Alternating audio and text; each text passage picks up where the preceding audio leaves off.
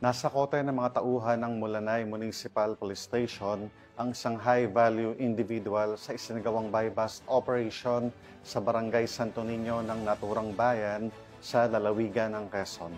Nakatutok dyan si Patrolwoman Jessica Cris Obrero.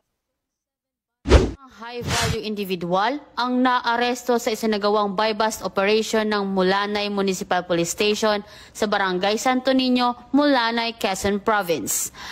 Kinilala ang suspect na si alias na M at Bagting, 42 taong gulang, may asawa, driver at residente ng Barangay San Roque, Catanawan, Quezon Province.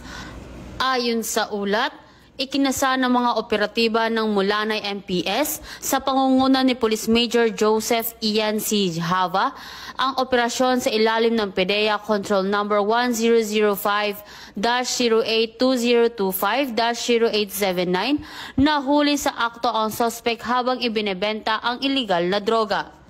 Na-recover sa operasyon ang 14 na sachet ng hinihinalang shabu na may kabuoang timbang na 165.72 gramo at tinatayang nagkakahalaga ng 1.1 million pesos. Kasama rin sa nakumpiska ang buy-bust money, budol money, timbangan, gunting, mga lalagyang plastic, pouch, styrofoam at isang pulang NMAX na motorsiklo. Ang suspect ay kasalukuyang nasa kustodiya ng Mulanay MPS at nahaharap sa kasong paglabag sa Section 5, 11 at 12 ng Article 2 ng Republic Act 9165 o Comprehensive Dangerous Drug Act of 2002 na isasampa sa tanggapan ng Provincial Prosecutor sa Catanawan, Quezon Province. Samantala, sa pahayag ni Police Colonel Romulo A. Albesia, Acting Provincial Director ng Quezon Police Provincial Office, tiniyak niyang walang ligtas sa batas ang mga sangkot sa droga at iba pang krimen.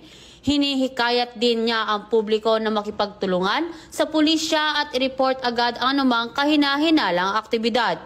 Pinuri rin ni Police Colonel Albesia ang mabilis at maagap na aksyon ng mga tauhan ng Mulanay MPS na nagresulta sa matagumpay na operasyon. Mula dito sa Calabarzon, ako ang inyong Police News Network Correspondent, Patrolwoman Jessica Cris Obrero. Alagad ng batas, tagataguyod ng Balitang Pulis.